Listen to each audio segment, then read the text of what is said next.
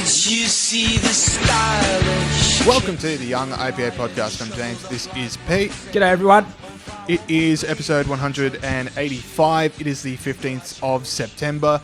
Pretty big show coming up. We're going to be talking to Senator Matthew Canavan over in Queensland. He's going to be talking to us about the heartbreaking and just incredible story of Sarah Kasip trying to attend her father's funeral and being blocked by the Queensland government on health advice, yet at the same time Tom Hanks and AFL can seem to do whatever as they please. And we're also going to be talking to Dominic Talamanidas, who is a restaurateur here in Victoria, down in Lawn to be specific. He's going to be talking to us about the Daniel Andrews so-called roadmap, how that's absolutely not something that's going to help businesses get back to business, and basically what he wants from the government, which is to safely reopen. So, Pete, anything else you're looking forward to in the show?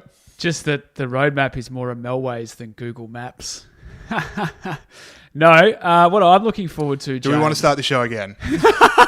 Do we want that stricken from all records so no person would ever be subjected to what I was just subjected to? I've been sitting on that all week. It needed more time in the oven. I'm looking forward to, James, an amazing idea that a certain individual, I don't want to give it away, but a certain individual in America had about a debate between Joe Biden and Donald Trump that is going to be fantastic to talk about. So that is what I'm looking forward to answer your original question before I inserted my Melways gag. Good teaser. It's the number one trending topic on Twitter today, so I think people have cottoned on to what you're talking about, but a good teaser nonetheless. Shh. But we should talk about, because this was basically the whole last week of news, was the story of Sarah Kasip, who lives in Canberra, and she wanted to attend her father's funeral in Queensland. And she was there, she was in the hotel quarantine, and she was still going to be in hotel quarantine for the funeral. She applied for an exemption from the Queensland government to attend the funeral. The Queensland government somehow thought it was safe to say no, like they just did not want to do it. They said Canberra is still a hotspot. It has been over 60 days since Canberra has had a case of coronavirus. So if that is your definition of a hotspot, so is literally every corner of the earth. And you are going to need to redefine that hotspot definition if you're ever going to think about reopening. And I don't know, Pete, there's a lot to talk about with this one. I'm just going to start off with a bit of PR advice. I've got a lot of PR advice that I'm going to hand out over this show. I think there's a lot of public relations that are failing, and none more so than this, because the Queensland government looked terrible doing this. But if your political fight of the week is against a woman trying to grieve her dead dad, the public are going to hate it, and they're going to hate you by extension.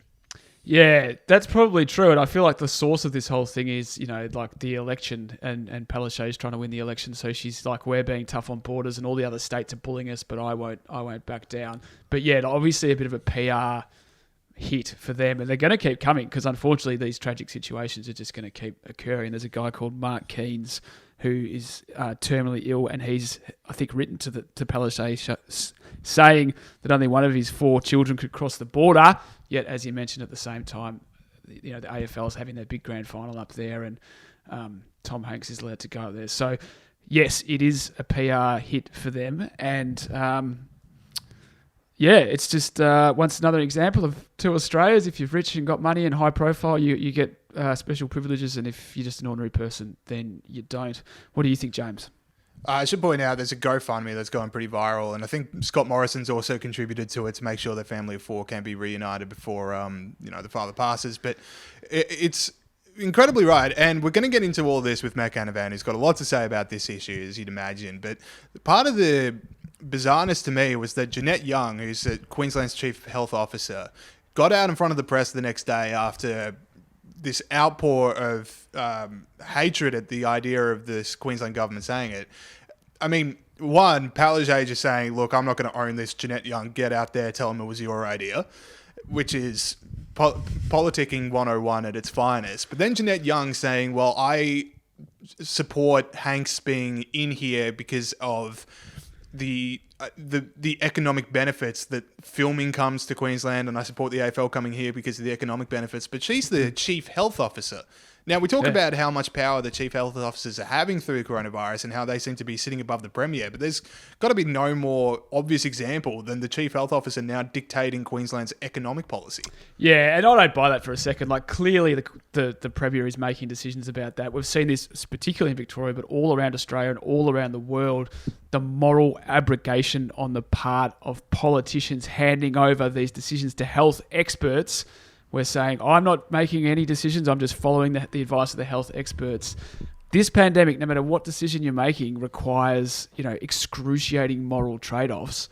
And you could pretend that you're not making them, but you are making them. And everyone can see that, this idea about we're going to let the AFL in but not let this woman in to see her father's funeral, that's a moral trade-off. To pretend that there's some kind of health data that you can use to make that decision is fake. And the idea, we're putting the health of our children, or the well-being of our children, behind the well-being of our adults. That's pretty unusual for a society to do that. Usually it's the other way around. And that trade-off is being made. To pretend that you're just following the health advice is as we talk about, one of the problems with this rule by expert thing is that they can give you data and advice, and that's important, but they can't make those moral trade-offs for you. Yet we see politicians trying to hide behind them all the time. James, I would also like to say, in terms of Scott Morrison getting involved in this, he's also trying to, do a PR campaign, show how big-hearted he is and say, look, you should let this person in. I would point out, as we talked to Matt Canavan a little bit about, it's still not possible to leave Australia for a lot of people. Like, I think 60,000 people out of 80,000 people applied to leave Australia, and they're not allowed to leave. And I just can't understand what the health risk to Australians is of people actually leaving the country. So, it's whilst I agree with what he's doing in this instance, I'd also point out that why isn't he allowing that to happen as well? Yeah, and then this issue is simply not going to go away, not because, we've already had people that were blocked for funerals. Sarah Case's story seems to be the one that's garnered the most public attention, but there will be future stories. You brought up the GoFundMe that's already happening. And then one thing we talk about the AFL, one thing that's going to happen over this next week is that an AFL player, Steele Sidebottom, is going to rejoin the Collingwood Magpies over in Queensland, which is going to come straight on the heels of Sarah Case not being allowed to go to her father's funeral, which is going to look terrible. And added bonus to it being Steele Sidebottom, for people in Queensland that don't know, is an AFL player that's already broken the AFL's coronavirus restrictions, and he still gets to come back. And again, the drunken night out, he was found basically near a beach. This is the AFL player that's coming back. Now, I'm not saying that you shouldn't let the AFL come to Queensland and you shouldn't let the filming go, but I am saying it's got to be one rule for everyone. And look, I'm happy for Steele Sidebottom to rejoin the Pies, and I'm happy for Tom Hanks to come in and do filming. But Sarah Casey has to go to her father's funeral, and that family of four should be reunited with their dad for the last time. Exactly right. And there is one final point I'd like to make on this, and that is this very cynical attempt from the Queensland Premier to claim that she's been bullied by the Prime Minister. I'm sorry, if you are a big, powerful politician in charge of a whole state and another big, powerful politician disagrees with you, that is not bullying. And I'll tell you what, if anyone's the victim in this, it's Sarah Kasich. There's no person in the world that's going to think that Anastasia Palaszczuk is the biggest victim in all this. Exactly right. And you see politicians a lot sort of claim they're being bullied, and it's just not true. And to use it as a political tool, and there are people out there that are being bullied and harassed and stuff like that, and for you to use that cynically doesn't help them in the slightest. So that was one other thing I wanted to make about that. All right, it was an absolute singular joy to not lead off this week's show talking about Victoria, but we do have to bring it up because last week we came out. So people around the world, people around the country, and apparently yes, also people around the world know that Victoria is under a curfew. It was 8 p.m. It's now 9 p.m. because coronavirus only comes out. They must have had to sit down with the virus and decide when was the peak times that it's most effective. And the coronavirus said, I'm going to come out at 9 these days. But the point is, we have a curfew. You can't leave your house after 9 p.m. Or until 5 a.m. And it was the idea that this is on health advice. And then Brett Sutton, who is our chief health officer, says, I didn't recommend the curfew. Yeah. So who did? Well, Daniel Andrews the next day says it's there to make sure that the police can do their jobs effectively. And then the police say, we weren't consulted about the curfew either.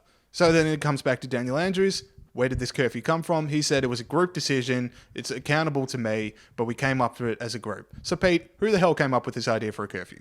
Well, Daniel Andrews came up with it, obviously. He said, I can't find it here. What did he say?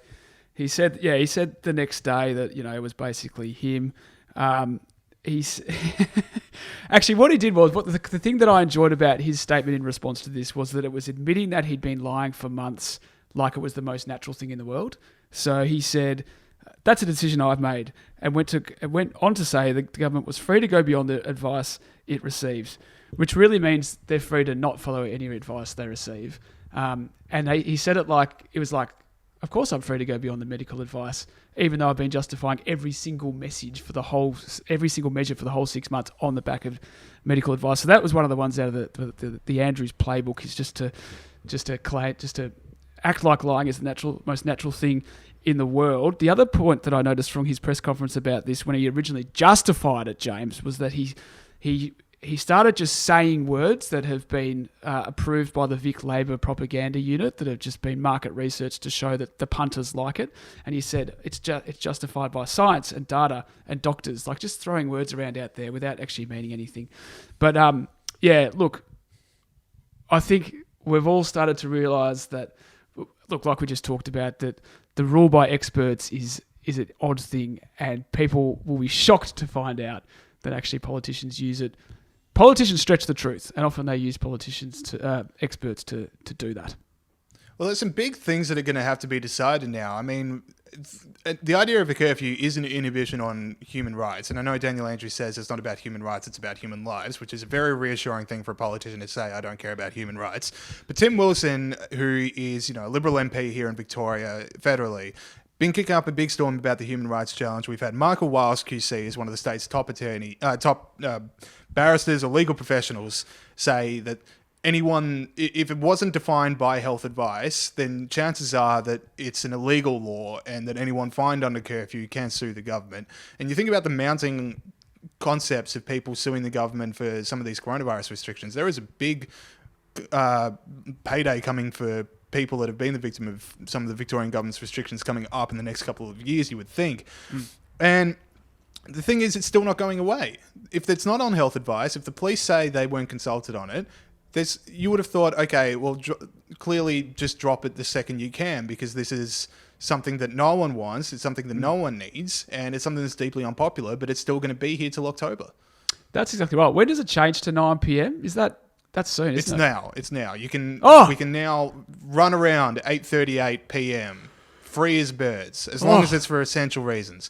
And the other, actually, to pick that up, so when Daniel Andrews was asked about this, he had the point of going, well, why would you need to leave your house after 8 p.m? If there's only 4 essential reasons for travel, if supermarkets are closed, and he says, okay, well, maybe some people want to go at a run at 9 p.m. Well, that's not possible.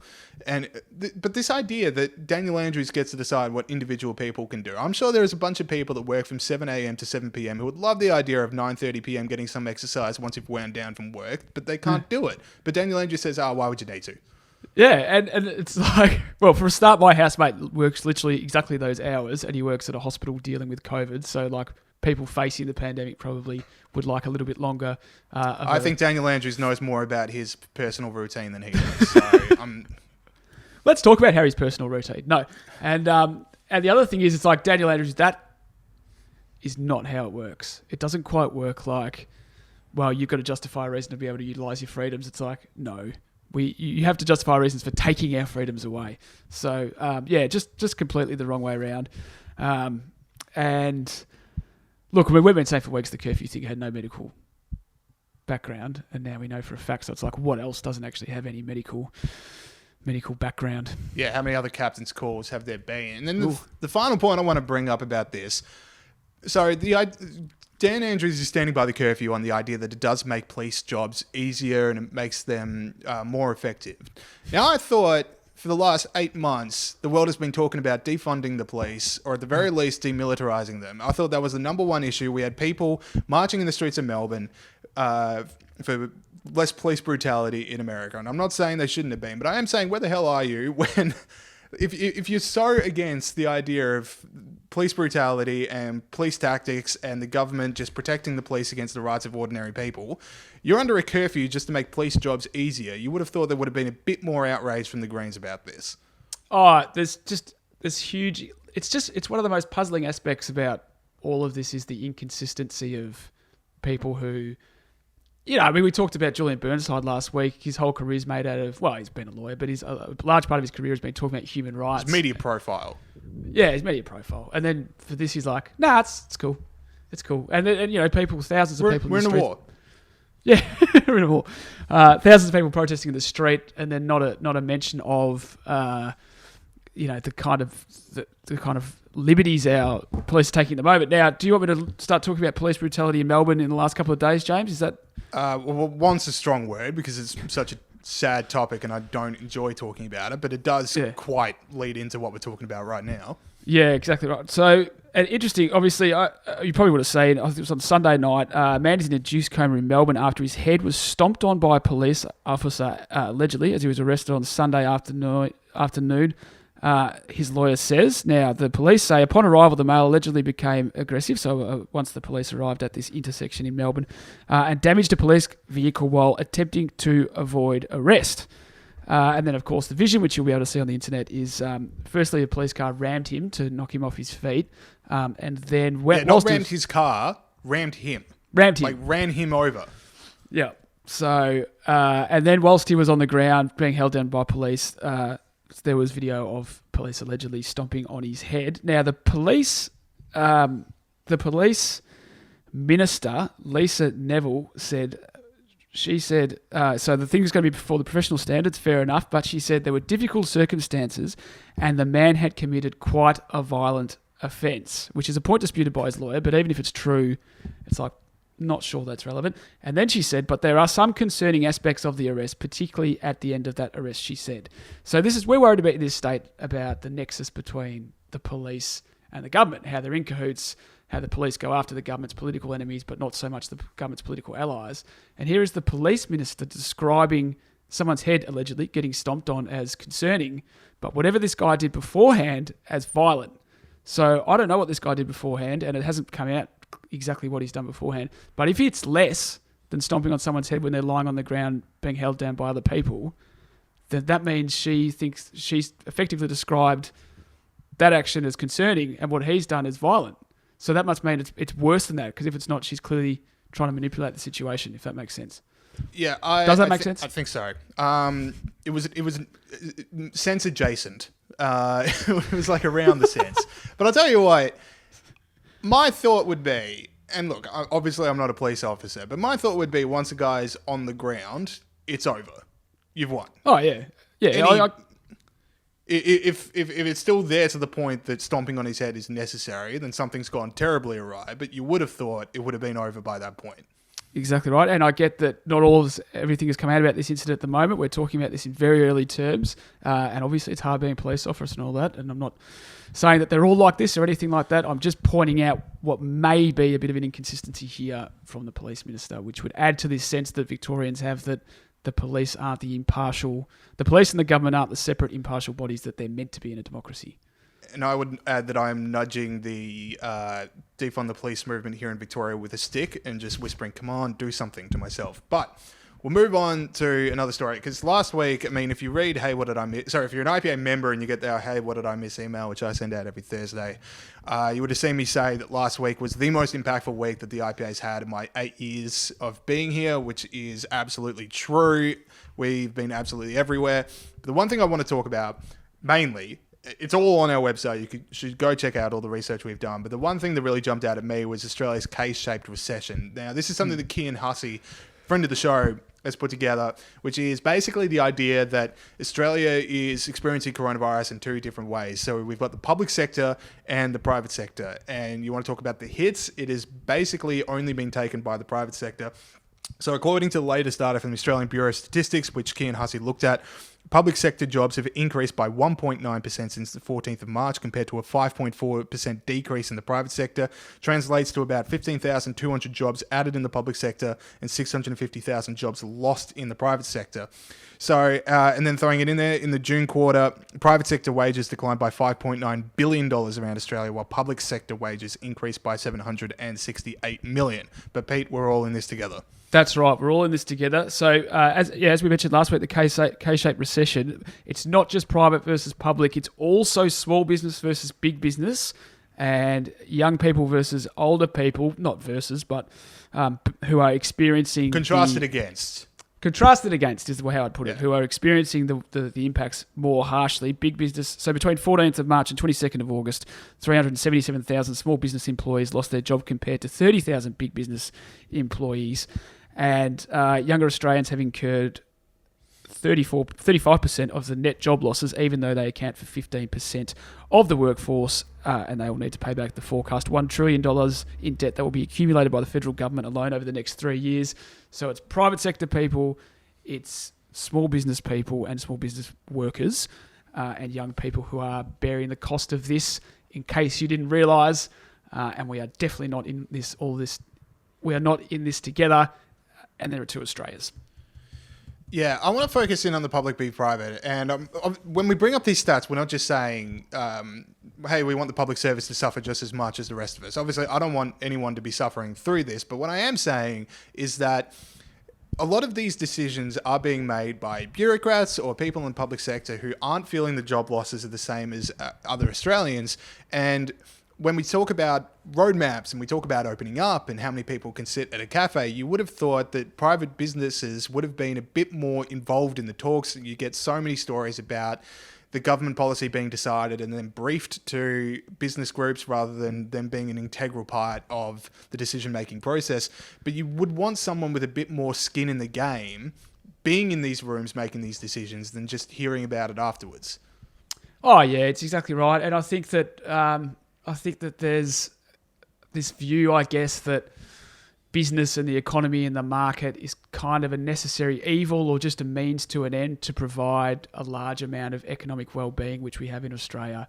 But it's not just that. It's also a person's dreams and what they've worked on for their lifetime and their sense of dignity and self-worth and things like that. And obviously people would say, well, we've got to look after the virus. And that's obviously true. But there's the lack. There's been a loss of proportion. The idea that we can just end businesses and that's just an economic thing that we'll get over really quickly is misguided.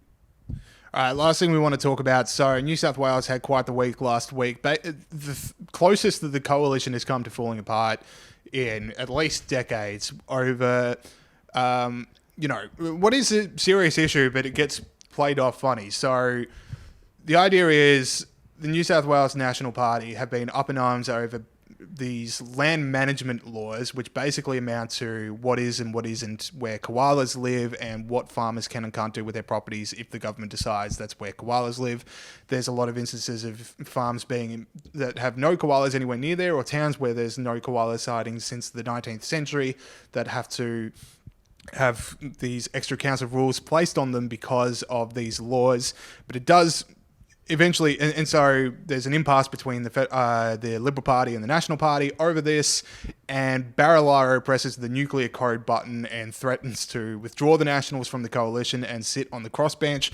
Gladys Berejiklian meets him head on. Then the Nationals don't end up leaving, so Gladys seems to get her way. There's probably something more about the issue, and maybe there'll be some concessions just to make sure it doesn't happen again. But it was a nuclear launch button code that Barilaro slammed his fist on last week. That's right. And it does seem like, at first glance, to be honest, I was like, this is a funny story. Why are we doing it at the top? And James was like, no, this is a serious story, because even though it is quite funny to think that like the whole of the coalition would fall apart over koalas, there is an issue around how farmers can use their land, and there is an issue around laws that are introduced that are emotional responses to environmental issues where no balance is found between the environment and human activity. And these laws were brought in March this year, I believe. March this year. So around the time when heaps of koalas had been dying in the bushfires, it was an emotional response. And we know that since the year 2000 that the number of regulations under the Environment Protection and Biodiversity Conservation Act 1999 has increased by 445%. And we don't, people in the cities have massive electoral power. We don't realise what goes on in the bush. People have this thought bubble, we've got to protect this, we've got to do that, and it has a huge impact on people's lives. So whilst this is quite funny to think about the gnats leaving because of koalas, environmental regulation being out of balance is a huge issue in this country. I'll bring up another point here. So I reckon, look, I'm handing out PR advice. I handed it out to the Queensland government before. Here's mine for Barilaro. Look, only ever discuss this as a land rights issue. This cannot be discussed as a koala killing issue. You've never mentioned the word koalas. Just say land rights, land rights, land rights. Because the other people outside of these communities, we just heard koalas need to go. But not the way to endear people. But in Barilaro's... Sorry, you finished? I would just say, Barilaro, stick to land rights, land rights, land rights. And if one journalist just says, does this mean more koalas dead? You just got to go, I'm taking the medical advice. No, but we're talking about it. It got cut through. You know, like, would we be talking about this if there was just some quibble about, you know, and maybe we would because the IPA stands up for farmers, but would The Guardian and all these other people be talking about it? Probably not.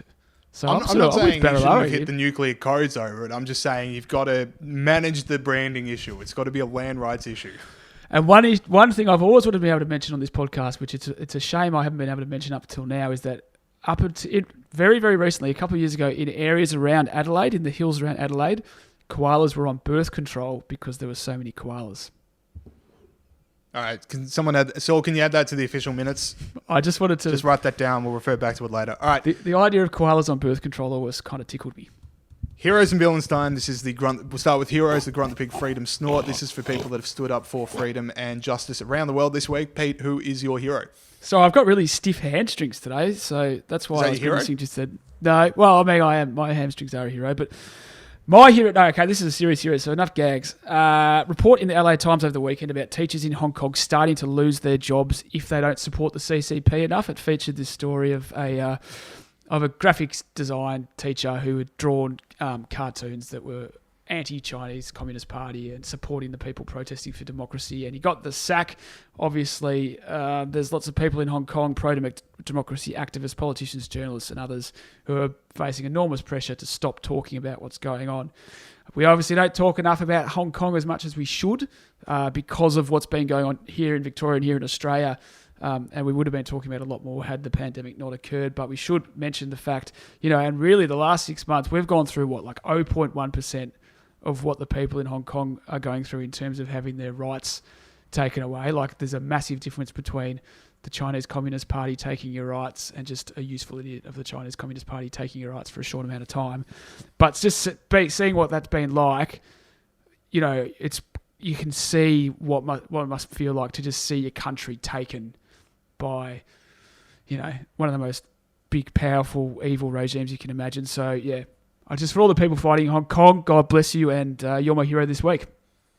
I reckon I should have gone first because it's a tough transition from yours to mine because mine is far more lighthearted. What's yours? But mine is, look, I'm not going to take a side in this Liberals versus Nats over the koala policy in New South Wales. Not taking a side, but I just want to point this. Gladys Berejiklian lived a life goal of mine. Now, when her v. Barilaro was at its absolute zenith, there's a few rumours about what happened here, but the one that seems to be most popular is that Barilaro is sitting down with some senior nationals. Gladys Berejiklian walks in, says, "I've never been so disgusted in my 3+ years of working with you. You should withdraw your threat or I want your resignation on my desk at 9 a.m. tomorrow morning," and then leaves. And then next day, as it stands now, got her way. Walking into a room, telling someone 3 sentences and leaving and then getting your way is an absolute life goal. And I'm glad that she got to live that. And I just hope that one day I'll have the same ability. The same gumption as Berejiklian. Well, right, good on you, James. You should aim for that. Oh, okay, villains. Right, yeah. So Extinction Rebellion, fake nudie, right? As Extinction Rebellion protests enter their 6th day. Extinction Rebellion, back in October, a long time ago now, did a fake nudie run to save the planet. Because it was a fake nudie run and not a proper nudie run, we call anyone who's standing against freedom for the week the Extinction Rebellion fake nudie run villain of the week. James, who is your villain?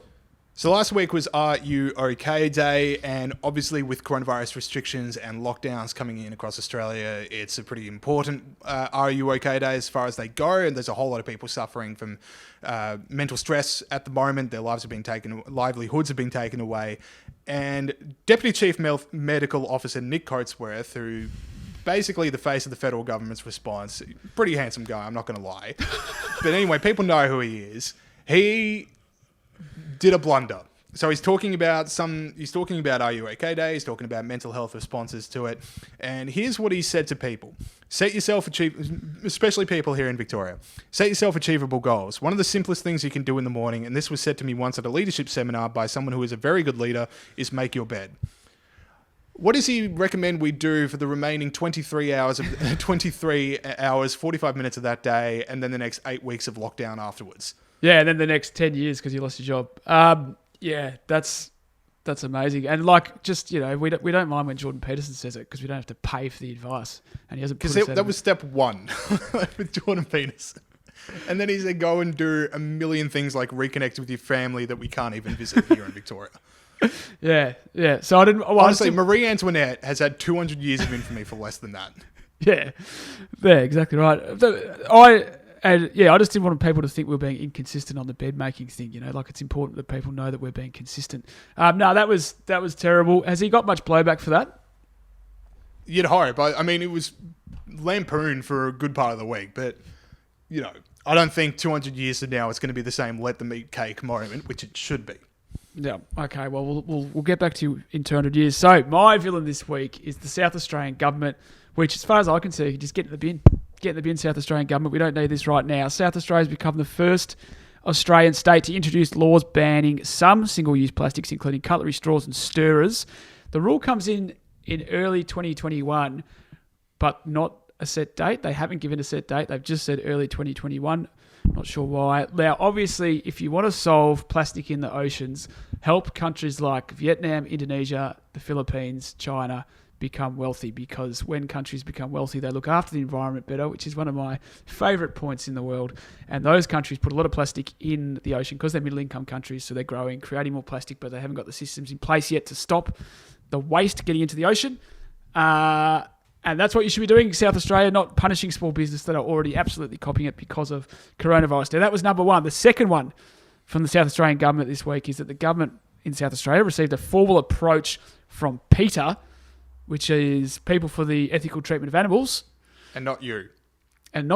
For a memorial for 5,000 chickens. Because you're Peter. Now I get it. Yeah, because you supported me, which I appreciated, but you didn't internalise what I'd said. That's up there with my Melways gag. Anyway, 5,000 chickens. On August 24, there was a truck fire on the Southeastern Freeway in South Australia, which took fire crews 30 minutes to contain, but unfortunately 5,000 chickens were lost. I would point out they were going to the abattoir anyways, so let's not get too carried away. But the PETA has said we've got to have a memorial, and it's got to say, in memory of the chickens who suffered and died at this spot, try vegan. Now, what has this got to do with the South Australian government? You might be asking, James, is that they have not ruled it out. They've just said they're considering it. So, and I get that's not the same as saying they're going to do it, but you would have thought that wouldn't take much consideration. It would have been, look, we're not going to put up a PETA advertisement memorial for chickens that were going to die anyway. So for those two things, South Australian government, you're my villain this week. Yeah, very solemn to put an ad for your cause on a memorial. I know, we've been sitting here going, I wish politicians would do one other thing than read out daily case numbers each morning, but maybe not those two things. So, all right, let's now go to our interviews with Senator Mccannivan and Dominic Talamanidas. Okay, we now welcome back onto the show a friend of the program, Senator Mccannivan, Senator from Queensland. Welcome back. Great to be here. Thanks for having me on again, James. Brilliant. So, Matt, the state of Queensland, obviously, and the nation as a whole was pretty heartbroken by the story of Sarah Kasip last week. Now, what did you make of the decision to ban her from her father's funeral? I was pretty gobsmacked by it, I must say.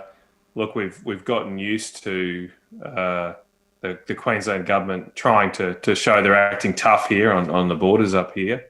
But this was such an open and shut case of someone that should be given some kind of compassionate exemption. She'd been a Queenslander. She'd only moved out of Canberra in February this year, sorry. And she'd come from a jurisdiction where they haven't had a case for 2 months. So look, I mean, people sort of understood, okay, we've got these tough restrictions, so you're always going to get cases like this. But as soon as it became open and public, and as soon as people like the Prime Minister called the Premier, we all thought, oh well, they'll grant an exemption. They had half a day or so to do that. to get it to the funeral, and then they didn't do it. It's sort of I don't know if they didn't realise what their reaction would be, or they've just decided that no, their whole election campaign is going to be about borders, and they don't want anyone to think about what happened in Queensland before the last 5 months. So if they can create controversy, great. We'll keep everyone's attention on the coronavirus and not the mismanagement of this state in the last few years. Now, what did you make of sort of the different treatment between the thing that sort of made it a big deal for so many people, and including down here, was that like the AFL have been accommodated for, people like Tom Hanks have been accommodated for, yet someone who's ordinary and not bringing in heaps of money to the state is a huge health risk. Do you think that's a bit hypocritical and double standard type thing? Yeah, well, as I was saying last week, it was as if the government had put in place a Double Standards Act. There was so many contrasts. It was like it was part of their policy to come up with what's the biggest contrast they could create. And look, everything is being done through the election here right now. The government's trying to, the only thing they're really focused on is in 48 days' time they've got an election, and they're trying to do everything through that. So they thought last week they had this great coup that they'd got the AFL Grand Final. The Grand Finals, I'm sure you all know, in Victoria, it's a week before the Queensland election here, a week before Halloween, when the election is on. And so this was going to be a great sort of last week for the government. I don't know if they realised, though, I don't know if they watch much footy, because I don't know if they realised, how football players behave. They didn't really bank on this. I love my footy, right? And I love footy players because they're just average blokes and they get into trouble. But, a day after they made this announcement, there were 2 AFL football players caught brawling outside a strip club on the Gold Coast. I mean, the timing you couldn't get worse for the government here, but it just exposed all of these double standards. And I couldn't quite work out, why does the AFL need 400 officials anyway? Is this a public service? Is this another version of the Victorian government down there? Why they've got 400 people up here, apparently, they had to bring up from Melbourne. Why do they need 400 people to run football? What the hell has happened there? Well, and I just think all the decided government's to leave Melbourne and come up here to stay in a resort. So that hasn't gone down well, of course.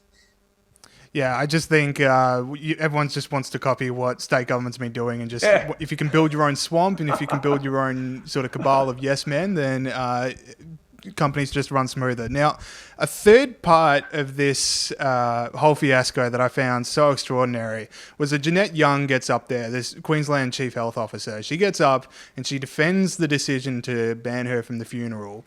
And then defends the decision to also grant exemptions for the AFL, grant exemptions for Tom Hanks, by saying that the latter two bring in money to the state.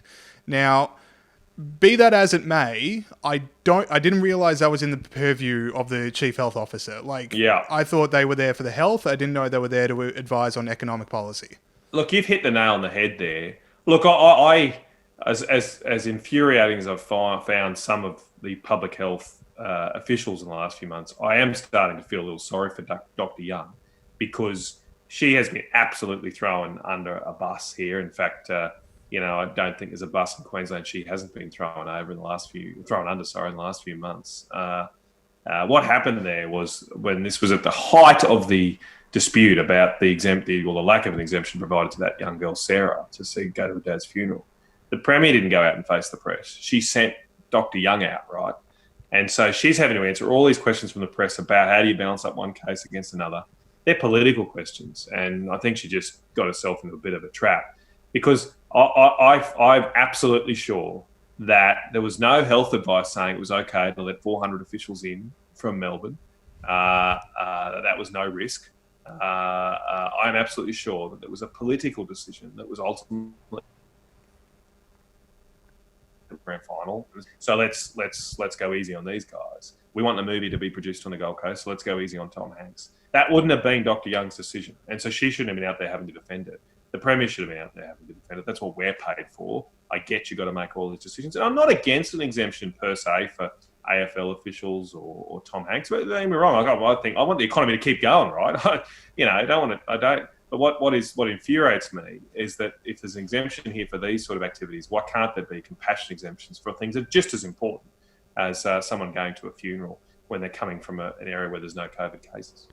That's an interesting point you make about Jeanette Young. I remember right at the start, she sort of straight up said that there was no medical evidence that, not sending kids to school stopped COVID. So sending kids to school would increase infections. She said she was just doing that to make a point. And she just has this impression of like she's a bureaucrat. She hasn't got like this experience of what is happening now. And she's kind of too honest. Like she just sort of straight up said, oh, well, that's because they're bringing more money into the state. Yeah. So, yeah.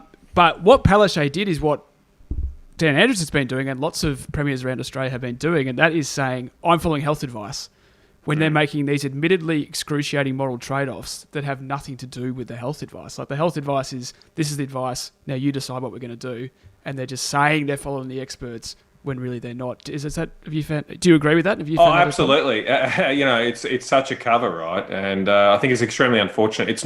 This is not a lonesome example here. We get very similar situations when politicians say they're following the science. Yeah, right, they're following the science. Yeah. But science can never tell you the value judgments you've got to make in politics against one thing and another. So take something like the Murray-Darling, where yes, the science says, okay, if you take a certain amount of water, it's going to have this impact on fishes, going to have this impact on frogs, going to have this impact on jobs. The science doesn't tell you which one of those to choose. It gives you information about the costs and benefits of different decisions, but ultimately it's up to politicians and the democratic process to make those value judgments. And we face the same things here in this pandemic. Public health advice its own can't do that. I thought it reached its apogee last week when Dan Andrews blamed it all on a supercomputer. It wasn't even the health official. It wasn't even a human being. It was some Victorian supercomputer who had made all the decisions. We just chucked it all in and made all the decisions. And I was very intrigued with this because I'm kind of a nerd. So I downloaded all the software and ran the model on my trusty Dell XPS 15. I didn't realize I had a supercomputer at home, but apparently I do. Look, it's a model, right? It's not that impressive. People get a bit taken away with it. But it should not absolve governments from making the tough decisions and explaining those clearly to people when they do have to make.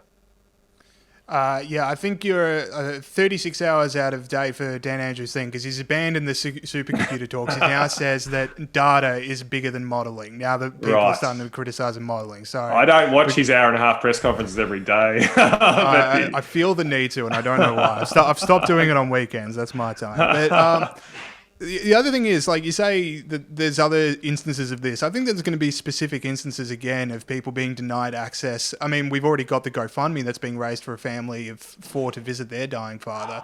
I just think this is going to be an issue that comes back again and again of people wanting to come into Queensland, and you want to extend it over to Western Australia and some of the other states with hard borders, of people seeking compassionate grounds that are really going to open up people's hearts. I mean, Sarah Kasip is a tragedy, but it's also not the first person that's been pushed back. So what would you say to Palaszczuk and Jeanette Young about what should happen next time? Well, paradoxically, actually, despite some of the criticism we're making of relying too much on public health advice, I think actually things would be a lot simpler if we went back to look at the actual public health situation. So I think the hotspots model, that's what we've got to move to, right? If Queensland had a hotspots model, a proper hotspots model in place, this case with Sarah and her dad's funeral would not have arisen because Canberra's clearly not a hotspot right now. So instead, what the Palaszczuk government have done is taken this blunt approach, said the whole of New South Wales has COVID and none of you can come in. And likewise in WA, they've gone further and they're still blacklisting the NT in South Australia. It's ridiculous. But if we had a proper approach based on where cases are, you wouldn't have the same issues. Because let's say Sarah had been from Melbourne last week, right, and she had to go to her dad's funeral. There would not have been the same outrage because people understand that if you're coming from an area where there's rampant community transmission, look, it's absolutely tragic and terrible, but we're not allowing people to come from overseas and come to funerals right now either, right, at last minute's notice. And it's a tough decisions we've got to make at this time. But what's happened is because elections are coming in WA and Queensland, the issue has become one of state borders, not public health outbreaks. And that's the core problem here, which is creating a controversy that cannot be sustained under the public pressure that comes when you have a clear human interest like we had last week. So, Matt, onto the topic of borders, what do you think of the border closures? Should states open their borders to other states? Should places like Western Australia and Queensland be more open? Well, as I said, I think we should go to that hotspot model. Look, I'm a big defender of states' rights. So I do get worried here during this pandemic. There's been a lot of calls, including some good mates of mine, saying we should just abolish the states and let the Commonwealth run it. Well, yeah, look, I mean, as I said, we've closed our borders to the world, right? Australia. It's illegal to leave this country right now. I think that's something we've got to ease up on soon. I think we should have eased up on it already. I'm all for the quarantining when you come home, but I don't see the need to make it illegal to leave the country. So we've always got to be careful that once you make bigger jurisdictions, you potentially any bad decisions are being made, get made for all, not just for a subset. And so, what if Dan Andrews was Prime Minister of the country right now, right? Don't joke, before all this, he was quite popular, wasn't he? So it could have been the case. If it'd been Dan Andrews there, not Bill Shorten, maybe it would have been a different election result last year. So, I'm really worried about that. I do support states having the rights to control travel, but I'd like to see a lot more sensible application of those, given the modern world. We don't just have to rely on arbitrary borders drawn in the 19th century. Surely we can come up with something more sophisticated. Yeah, you brought up the national borders as well, which is something we wanted to ask you about. And you said you wanted that eased up as well because, I don't know, like speaking of inconsistencies, there was the case of the woman who wasn't allowed to go to her daughter's funeral, but Shane Warne was allowed to go and commentate cricket. So I don't exactly know how the grounds were different on that. Would you move to a hotspot definition internationally of where people can travel, or do you reckon people should be able to decide for themselves?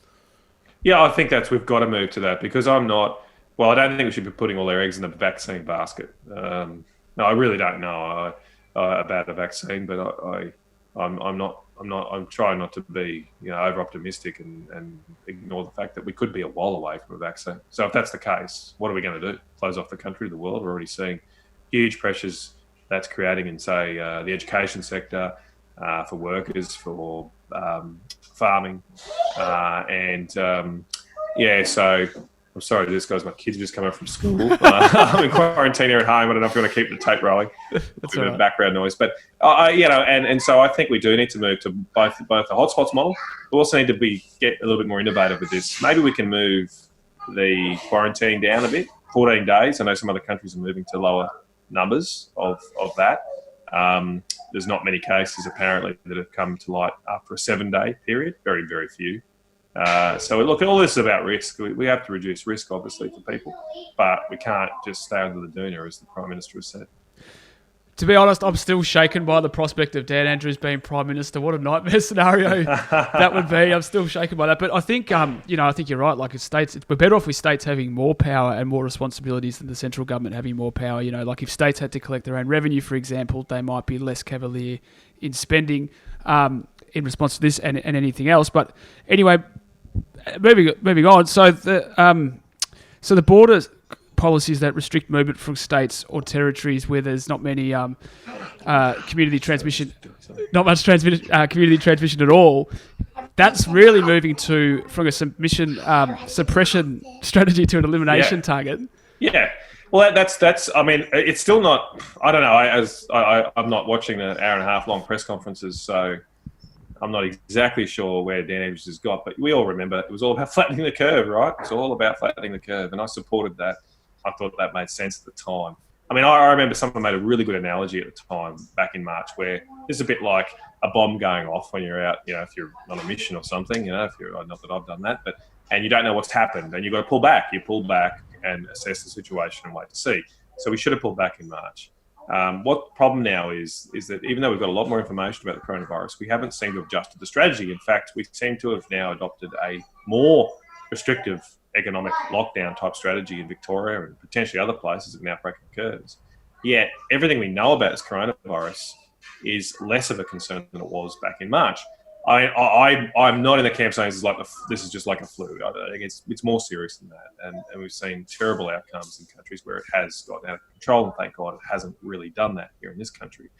But it's something we're going to have to manage and deal with, and a complete lockdown seems way over the top given the threat that this disease is for us.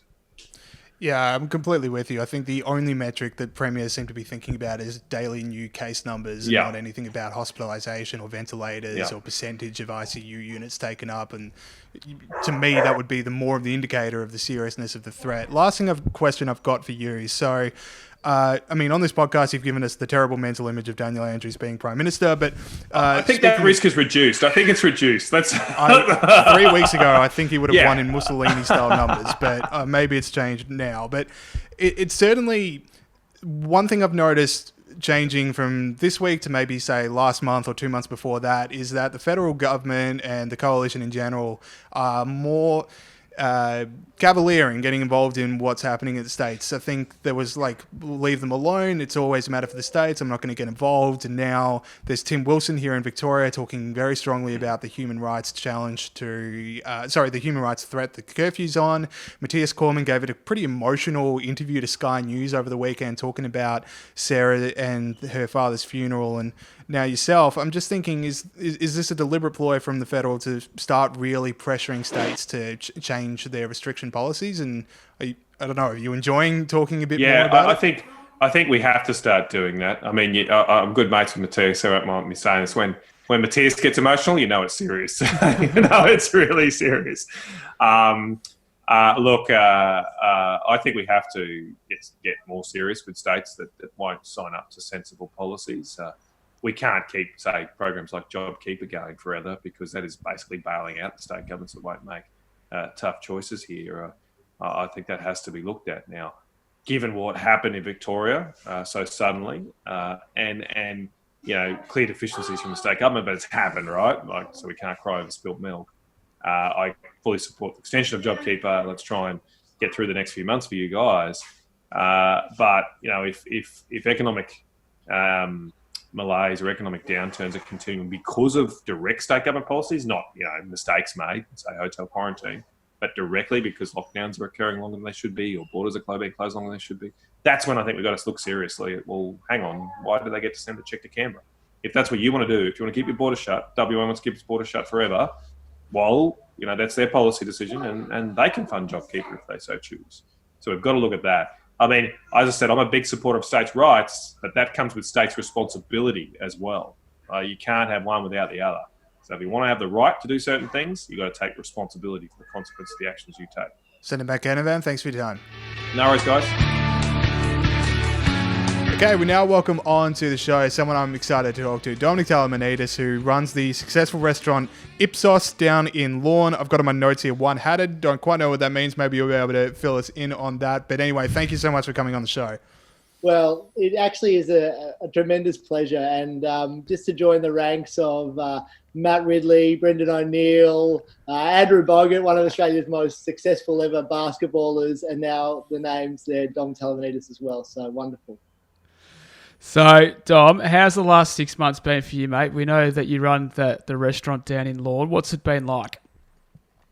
Well, Pete, it's been a battle. I mean, more than anything, it's been a psychological battle for us. You work really hard to establish a business that supports your family, pays your mortgage, does all of those things, and then through kind of no fault of your own, your business is just kind of stopped, and then you enter this this limbo of not knowing when you're going to reopen and what reopening looks like. We were all really hopeful, I think, down here in particular, of getting back open this week, and we were all waiting for that announcement last Sunday. And I can tell you, the phone calls I had on Sunday afternoon were people lost. I mean, we were kind of psychologically just defeated by it, because we were all ready for an announcement to give us a glimmer of hope that things were going to start to return to normal. And it was such a psychological kick in the gut. So it's been a battle, but hopefully we can kind of, remain strong and get through it. Yeah, we've got a lot of listeners from interstate who might not quite get their head around the Daniel Andrews roadmap. I know enough Victorians are struggling to figure it out themselves, but the point is, so for restaurants like Dom's, hospitality dining may not be permitted until 26 October, and then even then it's like outside dining, and the prospect of you having people sitting in your restaurant where you can feed them, that might not be on the cards until November at the earliest. So these are the kind of restrictions that restaurateurs are facing. And like the people that you were talking to, the people that were lost and feeling defeated, are any of them going to be able to keep their restaurants open that far in the future under these conditions? Well, the idea that we're going to be able to operate viably with outdoor seating only, for the most part, is just ludicrous. It's so out of touch. It just shows that this government hasn't had real discussions with people in our industry when they're coming up with these plans. Because, for one, I mean, we're living in Victoria. This idea may have worked in the United States. I think they're kind of stealing the idea a little bit from New York. But the New York summer is a different beast to the Victorian spring, for one. And for two, I mean, what were the case numbers in New York that they kind of implemented this kind of roadmap there compared to what we've got here in Victoria? It's just, it's madness. So a lot of people, as I was saying earlier, we were all ready to gear up and reopen and hopeful of indoor dining pretty much straight away. And now this idea, which none of us had even thought about, of operating outdoors only, was kind of brought into the realms of discussion, and it just seems so I don't know, disconnected with any reality. For instance, in our example, at the moment we've had to move our tables so they're socially distanced outside, and we've got four tables under cover with heaters. So we can sit there anywhere from, let's say, 20 to 24 people. We can fit about 6 people on one of those benches. We'd normally be having about 200 covers through on a Saturday night alone. So, I mean, that's the economies of scale that are required to operate a restaurant. Mean that the minimum chefs I can really have is 3 or 4 in the kitchen, plus a dishwasher, plus a barman, plus some front of house staff. I mean, can't operate those kind of numbers with 20 people coming into your business. So, Dom, at the start of the show, James mentioned that you're one-hatted, of course, a Michelin. That's a Michelin star, isn't it? Oh, you're very out of. That's actually an Australian recognition. We don't have Michelin stars in Australia, unfortunately. Right, but it's still good. And that, and as you were talking about, 200 people through the door every Saturday night. So you're a successful, established business, really well known. Like, a lot of people might have heard of your restaurant. As we were talking about before the show, though, it's the people on the edge that are really stuffed up by this, isn't it? It's people that are just starting their business that might have been on the edge before this whole thing started. They're the ones that are really copying it. Would that be fair? So I'll give you an example, actually, and I hope he doesn't mind me using him. But my brother, he started a cafe earlier in November last year.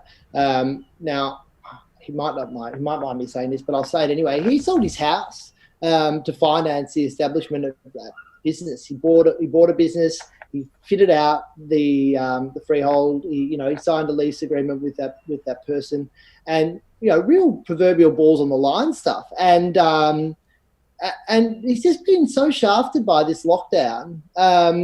Now all of a sudden, he's having really difficult conversations with his landlord about offsetting payments. A cafe with 20 people inside, if 20 of them or 15 of them are just having a coffee, I mean, it's not viable for these guys, any of these restrictions that have been imposed on him. And you really feel for them. Obviously, because he's only started the business, less than a year ago, his casual staff aren't able to apply for JobKeeper. He's only got a couple of full-time staff. And you think, these guys have just been really kicked in the guts. Businesses like ours that have been operating for 5 years, okay, we know we're going to survive. But it's heartbreaking to see someone that you love, and in our industry, we all know people like this, who are just backs against the wall and through no fault of their own. And just when we started to think that maybe we could open for the September school holidays and get a bit of a bounce back and get a bit of a head of steam up in terms of our organisation, getting our staffing in place and making sure we were ready to go for the summer, which for us is just everything. It's been brutal to see.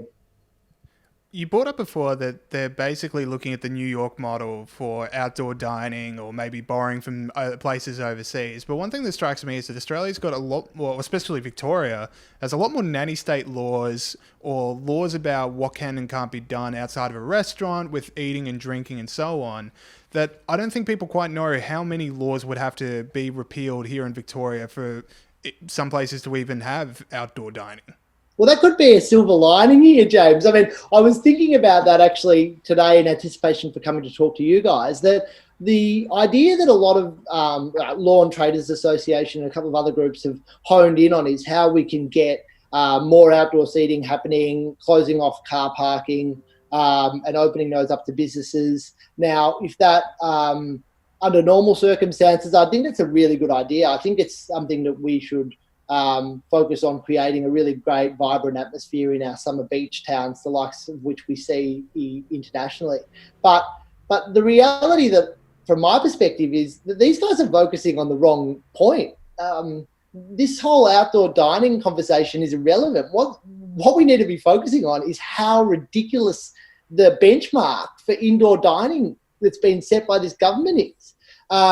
If we don't have Melbourne people coming down to Lawn and sitting inside our venues, and this is just my rough estimate, but I reckon 50% of restaurants in regional towns that rely on that trade will be out of business by March.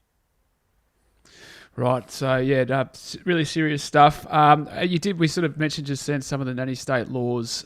It would be a magnificent silver lining, because it's hard to run a restaurant in normal circumstances, let alone without a pandemic, because there's so many, nanny state rules, and there's heaps of red tape around labour laws and things like that. Now, Dom, you have been around the media a little bit over the last few days, pushing your cause. You told us before the program that you had a bit of a run-in with Virginia Trioli on the weekend. Talk us through that one.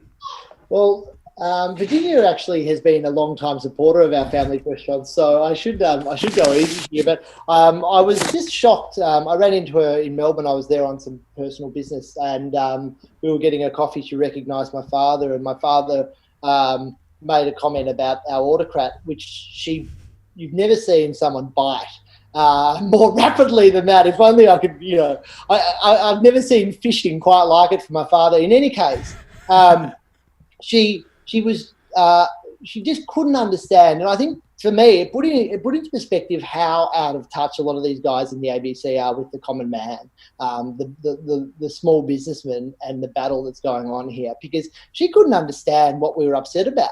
She was, I was honestly flabbergasted. I still am, that how vehemently she put the government's point across to me.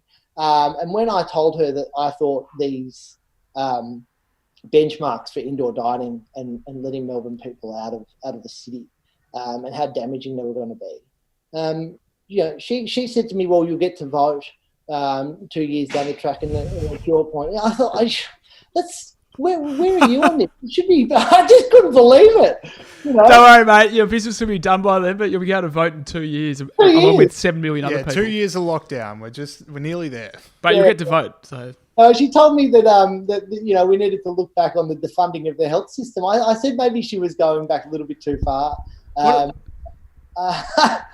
Dan Andrews has been either the Premier or the Health Minister for like 10 years, right? If the health system's not ready, then unfortunately that's yet another thing that's at Dan's door. No, but I think in general it must be difficult, not that difficult, but hard for people who have like clearly been a cheerleader for Andrews and the government all the way through this to then suddenly be like, actually, oh no, this is terrible, terrible stuff. So I can see why people would be defensive about that. I'll just point out another thing that I think you guys should see from down here in a little coastal village that I just find, to me, it sums up kind of how ludicrous a lot of the rules that we're now living under are. You'll see a couple, presumably a married couple who live together, walking down the beach, a pretty much secluded beach, wearing masks. There couldn't be within 50 metres of a living entity, a fish or a human. And then they'll continue to wear masks for the entirety of their walk until they get to the coffee shop. And then the conversation will begin and people will start to realise how difficult it is to discuss something with a mask. So everyone's got their masks off as soon as they're coming into any contact with humans. And then, dutifully putting them back on while they continue to walk down a kind of empty beach. It's just madness. It's blowing my mind. Another point, actually, if we're just kind of going for it here, is I was in the Vic Market on the weekend after I ran into Virginia, and honestly, I thought I was in some kind of a film about the apocalypse. There was 1,000 riot police there, walking down the aisles of the Vic Market while I was trying to buy some fruit. And then there was like 5 anti-mask activists. You've never seen a more heavy-handed response. And to me, it just said everything I needed to see about where, the direction this government's going in. I think there's a lot of people within our community who are still broadly supportive of Daniel Andrews, but the road to hell is paved with good intentions at the moment, and I just do not like where we're going. So, Dom, just to clarify, you've been in the media having it out with Virginia Trioli and at the protests. Like, you're just across every aspect of this. Were you one of those people the Forrest Gump of the lockdown? I was inclined to pull out a punnet of strawberries I just purchased and start having it. But the reality was, Pete, that the way that the police reacted to that protest versus the way that we reacted to the Black Lives Matter protest earlier in the year was just chalk and cheese. And it shows you that this government is willing to implement a different set of rules to protests they broadly agree with versus ones that are critical of them. And I just can't see how it's not clearer to people like Virginia Trioli that this needs to be a bit more criticism and rather than just cheerleading from the public broadcaster. But anyway, that's a conversation for another day. Last question for me. So over the weekend we saw, a lot of restaurants and big businesses here in Victoria have been crying out for a support package from the Andrews government as the lockdown increases, and we got the first taste of what it was going to look like with these funds that were announced over the weekend. Bit of a mixed reaction. Some said this is exactly what we need. Others say it's no substitute for opening up. Have you had a chance to look at them, and what do you reckon about them all? It's just a payroll deferral. I mean, it's honestly, it's the analogy I was going to use is probably not appropriate. It doesn't make a difference. We are businessmen. We're in the job of hiring people, of selling a product, and there's no substitute for that for us. I think about the amount of people we would normally employ over the summer, 20 to 30 kids, first jobs, or teaching them how to enter the workforce and the relationship between an employer and an employee. And I worry about the future of these kids who are missing out on those first job opportunities now as they enter university. And that's broadly across the hospitality sector that you're seeing that. I don't want a deferral on my payroll. I just want to get on with it, James. So, no, not interested. Interested in any more welfare, not interested in any more government subsidies that our kids are going to be paying back. Just want a roadmap that's actually feasible for getting ourselves open and operating properly for the summer. Fantastic stuff, Dom. Guys, if you're in the Lawn area, if we're ever allowed to go there again, check out Ipsos. Dom Talimanidis, thank you so much for coming on the program. Pleasure, gentlemen. Lovely to speak to you both. Okay, thank you to Dominic and Matt Canavan. Let's run through some stories that have made us laugh this week. This has been a long show, and there's a lot of stories here, but let's make this good. Pete? Well, Kanye West. This is the story you need to know. Kanye West does not qualify to be on the presidential ballot in the battleground state of Wisconsin because a judge ruled late Friday that he was late in filing his paperwork. James, do you know how late he was? 14 seconds late. So, what happened? The decision was made by the Brown County Court judge. 5 seconds later, apparently they turned up at 5:01, and their lawyers, Kanye West lawyers, argued that that the deadline, if it's 5 o'clock, lasts till 5:01, and they were like 5 o'clock and 14 seconds. But the judge said no. As every university student has debated with themselves when handing in a university assignment, when is 12 o'clock? When is 12 o'clock? And I'm old enough to remember, James, when to hand in a university assignment, you actually had to turn up at the university and you'd be belting along the Southeastern Freeway trying to get there on time, which I'm sure the West team were trying to do.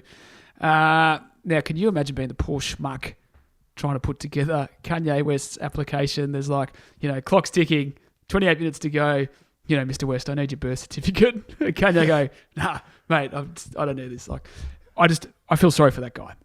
I just think, Pete, do you feel comfortable being in a position where you're making fun of someone else not handing in an important document on time? I am absolutely. It's if you want to be president of the United States, then that is part of it. Because his PhD platform is coming along swimmingly from the sounds of it. If I was 14 seconds late, James, I would be a lot happier. Yeah, glad we got that one in. So what else is there? All right, I want to move on to another one. So I read this article in The Atlantic. Is this a secret to selling Joe Biden? Which piqued my interest because I didn't think there was any secret to selling Joe Biden because there's no way you can. But Democrats have come up with a strategy, and it's called the Democratic Avengers, Pete. Now, if this isn't this idea might have actually been come up with by the Steve Buscemi meme, "How do you do, fellow kids?" Like that meme might have actually come up with this, because the idea is the Democratic Avengers, named after the Marvel movie featuring on the ensemble of superheroes, is the idea is that by voting for Biden, you're not just voting for him, you're voting for all the Democrats, many of them cool and hip, that Biden will have in his orbit. The Democratic Avengers have become one of the most popular messages about Biden, according to surveys, and its idea has made its way into ads. One features action movie music, a comic book font, and various Democrats stylized as cartoon characters. Bernie Sanders, it reads, supports a $15 minimum wage. Alexandria Ocasio-Cortez is the champion of the Green New Deal. Joe Biden, meanwhile, is building the team that wants to run things. Now, before we get into everything else about this, I love the idea that Joe Biden's most marketable quality in the eyes of the people that put this together is the idea that he doesn't get in the way. Oh, yeah. No, he's really got his finger on the pulse. Yeah. Literally the reason you don't vote for Joe Biden is because you're not voting for him, you're voting for the whole Democratic establishment. Like, this is the reason you don't vote for Joe Biden. And don't try and claim you've got all these cool, hip, diverse figures. You had 2 years to choose one of them to be your presidential candidate, and you chose Joe Biden. And you stole it from Bernie both times. This idea that, hey, Joe might listen to Bernie. Yeah. Who are they fooling? Yeah, no, I do not buy. I do not think that's going to count much at the. So is this a serious article? Like, this is definitely going to. Yeah, this is like the strategy. It's been focus grouped. It's been tested. Joe Biden is a superhero, and his superpower is he doesn't interfere with the agendas of people beneath him. Yeah, I mean, which is a superpower to people that advise him, and just these swamp creatures that just want him to be in charge, so they can tell him which things to sign. Yeah. No, I'm in a Rust Belt town. All the jobs have gone out of my town. I think I'll vote for the guys that resemble the Avengers. Because I liked that movie in 2012. Yeah. All right. Speaking of Biden, today, MMA fighter tweeted out, I want Joe Rogan to host a debate between Trump and Biden, one that preferably goes for 4 hours. Just the two candidates and their vision of how to move this country forward. Who wants this? Who does this? Who wants this, you might ask, is Donald Trump, who retweeted it saying, I do. This would be the best thing in the world. He would have retweeted that so quickly, he definitely wouldn't have said to his staffers, is this a good idea? He would have just said, give me I don't think Trump's ever said that. Yeah, he might have never asked that question. He might have. He never asked for advice once. Anyway, his phone would have been shaking. Like, oh, yes, I want to say yes to this bloody thing before the guy takes the tweet down. But obviously that would be an absolute gift for Trump and would be amazing to watch and will never in a million years happen. Unfortunately, but is there any? I was hoping you'd go, no, maybe it will happen. Is there any hope? They're not even letting him debate on CNN. Why would they let him debate with Joe Rogan, who's like openly saying he's senile and would try and make him do drugs? Yeah. That's the other thing about this. Like, half an hour in, Rogan would go, like, are we going to, start smoking weed now or start drinking? Yeah, let's do some DMT. I want to hear Trump do ad reads for the Rogan podcast. Just get distracted halfway through, just start talking about the jobs that would come in. But there's so many things, there's so many reasons this should be a thing that happens, which is exactly why it's never going to. Yeah. All right, we've got 2 more stories here. Oscars and Michigan University. So, Pete, which one do you want to talk about? Well, I'll bring in the Oscars because I know this is a big issue for you because you're a big movie guy. I'd say a bigger issue for you, to be honest. You seem pretty fired up about it. Yep, I am fired up about it. I'll get into it. The Academy of Motion Picture Arts and Sciences, which I didn't realise was the full name of the thing that gives out the Oscars, on Tuesday laid out what The Guardian called sweeping eligibility reforms and what I call race quotas for gender, sexual orientation, race, ethnicity and disability. So, James, what do you think?